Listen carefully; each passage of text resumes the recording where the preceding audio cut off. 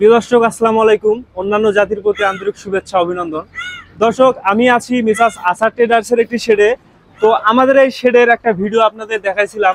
মূলত এই শেডের যে সাদা লেয়ারগুলো ছিল ওগুলো কিন্তু খাঁচায় উঠানোর একটা ভিডিও আপনাদের দেখাইছিলাম। তো আজকে আমাদের এই শেডের যে সাদা লেয়ার বুলেটগুলো আছে এগুলো কিন্তু সেল হবে। মূলত এটার বয়স কতদিন এবং কত পিস রয়েছে সব বিস্তারিত আজকের এই ভিডিওতে আপনারা জানতে পারবেন। তো অবশ্যই সম্পূর্ণ ভিডিওটা দেখবেন।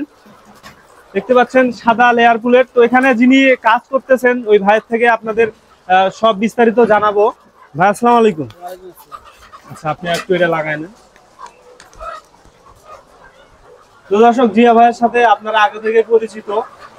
আরেকদিনের একটা ভিডিওতে আমরা দেখাইছিলাম। ভাই, আমাদের এই শেডে কতগুলো সাদা লেয়ার বুলেট আছে? 1000। 1000? হ্যাঁ। আচ্ছা, এটা কতদিন বয়সী লেয়ার বুলেট?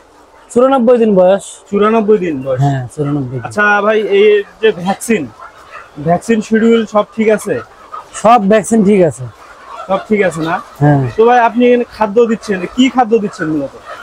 এটা হচ্ছে crumble, layer grower crumble mash. আচ্ছা, ঠিক আছে। ম্যাশ। তো দর্শক, আপনারা দেখতে পাচ্ছেন আমরা কিন্তু পুলেটকে পাইপে খাবার দিচ্ছি।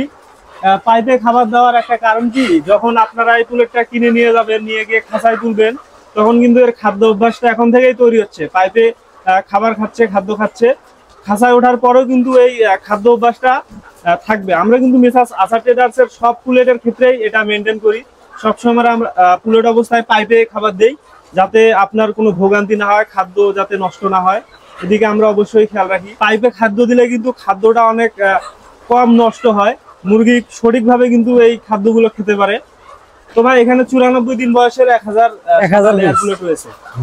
দর্শক, আপনারা যারা যারা আমাদের ভিডিওতে কমেন্ট করেন সাদা লেয়ার বুলেট কিনতে চান, তাদের জন্য কিন্তু এটা একটা সুযোগ। সবসময় আমাদের সাদা লেয়ার বুলেট থাকে না। তো আপনারা যদি 94 দিন বয়সের 1000 পিস লেয়ার বুলেট কিনতে চান, তাহলে স্ক্রিনে দেওয়া নাম্বারে এখনই আমাদের কল করুন এবং বিস্তারিত জানতে পারেন। তো দর্শক, সকলের সুস্বাস্থ্য ও দীর্ঘায়ু কামনা করে আজকের ভিডিও এখানে শেষ করছি। ভালো থাকবেন সবাই। আসসালামু আলাইকুম।